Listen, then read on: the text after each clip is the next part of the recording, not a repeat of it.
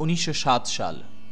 একদিকে নরমপন্থী আন্দোলন দুর্বল হয়ে পড়েছে, অন্যদিকে বাংলা মহারাষ্ট্রে বিপ্লববাদ মাথাচাড়া দিয়ে উঠেছে।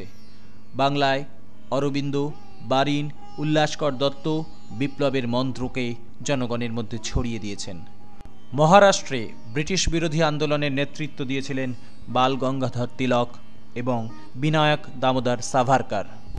বাংলা ও মহারাষ্ট্রের এই বিপ্লববাদের ঢেউ আছড়ে পড়ল পাঞ্জাবে। জে.এম. চট্টোপাধ্যায় ও যতীন্দ্রনাথ বন্দ্যোপাধ্যায় পাঞ্জাবে গুপ্ত সমিতি গড়ে তুলেছিলেন। এছাড়া অজিত সিং, অম্বাপ্রসাদ, লালা হরদয়াল, লালা লাজপত রায় প্রমুখরা ভারত মাতা সোসাইটি গঠন করেছিলেন বিপ্লবের বাণীকে প্রচার করার জন্য। এই উত্তাল সময়ে 1907 সালে 27 সেপ্টেম্বর পাঞ্জাবের লায়নপুর জেলার বঙ্গা গ্রামে সর্দার কিষাণ সিংয়ের ঘরে জন্মগ্রহণ করল এক ফুটফুটে ছেলে, নাম ভগৎ সিং। ভগৎ সিংয়ের পিতামহ অর্জুন সিং আর্য সমাজের সঙ্গে যুক্ত ছিলেন। পরে তিনি অবশ্য কংগ্রেসে যোগ দেন। ভগৎ সিংয়ের পিতা কিষাণ সিং পাঞ্জাবের কৃষক আন্দোলনের অন্যতম নেতা ছিলেন এবং ভারত মাতা সংঘের সঙ্গে যুক্ত ছিলেন।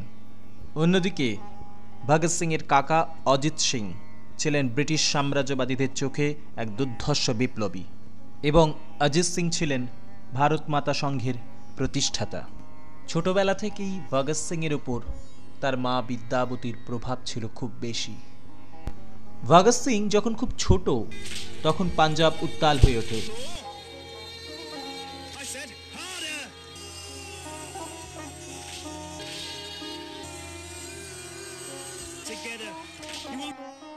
উনিশশো সালে দিল্লিতে বড়লাট হার্ডিঞ্জের শোভাযাত্রার উপর বোমা নিক্ষেপ করে বিপ্লবীরা। এর পরিপ্রেক্ষিতে ফাঁসি হয় 4 জনের, মাস্টার আমির চাঁদ, অবধ বিহারী, বাল মুকুন্দ ও বসন্ত বিশ্বাসের। ইতিমধ্যে লালা হরদয়াল আমেরিকাতে গদর পার্টি তৈরি করেছেন।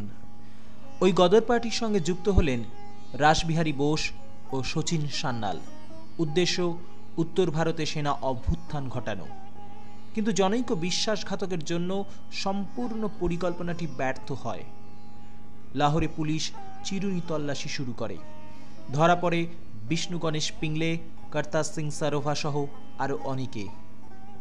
ভগৎ তখন 8 বছরের বালক। 19 বছরের শহীদ কর্তার সিং সারোভা তখন থেকেই ভগতের জীবনের আদর্শ। এদিকে ভগৎ অনেক বড় হয়েছে। 1919 সাল সরকার জারি করল কুখ্যাত দমনমূলক রাওলাট আইন। এই আইন প্রয়োগ করে বিনা বিচারে গ্রেপ্তার করা হলো ডক্টর সত্যপাল ও কিছু লোকে। সমস্ত পাঞ্জাব উত্তাল হয়ে উঠল। হিংসা ছড়িয়ে পড়ল পাঞ্জাবের সর্বত্র। পাঞ্জাবের শাসনভার তুলে দেয়া হলো সেনাবাহিনীর হাতে। দায়িত্ব নিলেন জেনারেল ডায়ার। সমস্ত সভা সমিতি নিষিদ্ধ করে দেয়া হলো। 1919 খ্রিস্টাব্দ 13ই এপ্রিল পাঞ্জাবের অমৃতসরের জালিয়ানওয়ালাবাগ প্রান্তরে কিছু নিরস্ত্র জনতা সভার আয়োজন করেছে। প্রতিবাদ জানাতে এসেছে। চারিদিকে ঘেরা। সমাবেশে শিশু ও নারীও ছিল।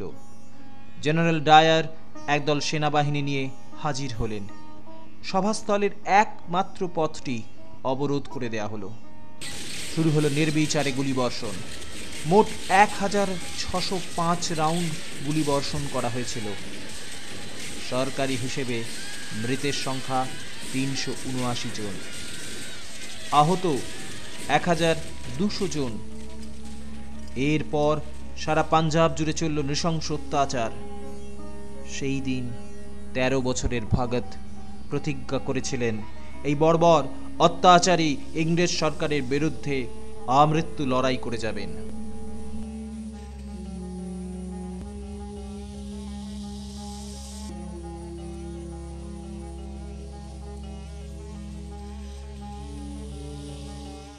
(1920 সালে মহাত্মা গান্ধী অসহযোগ আন্দোলনের ডাক দিলেন। তার ডাকে সাড়া দিয়ে ভগৎ ও তার সহপাঠীরা এই আন্দোলনে ঝাঁপিয়ে পড়লেন।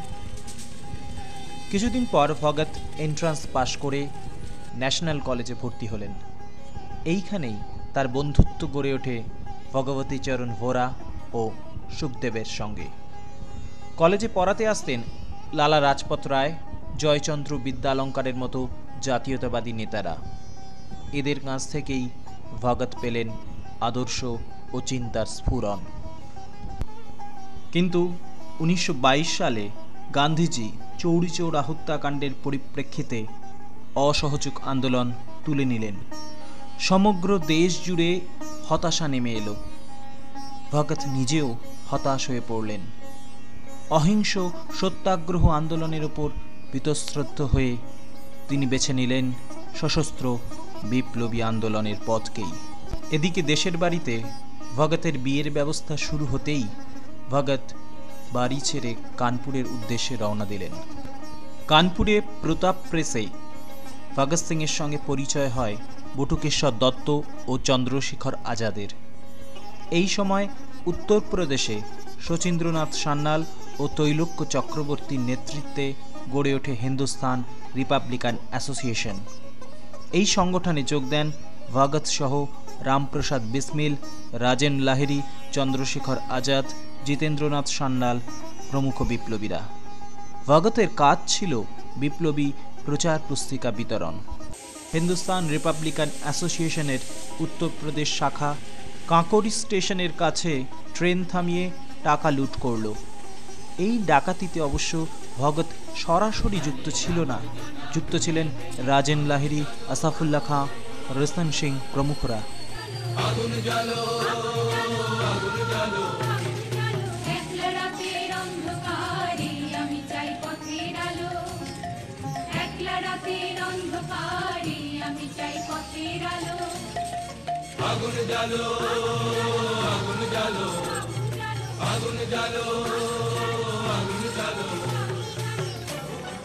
এই রাজনৈতিক ডাকাতির পরিপ্রেক্ষিতে 1926 সালের 4 জানুয়ারি তারিখে কাকরি মামলা শুরু হয়।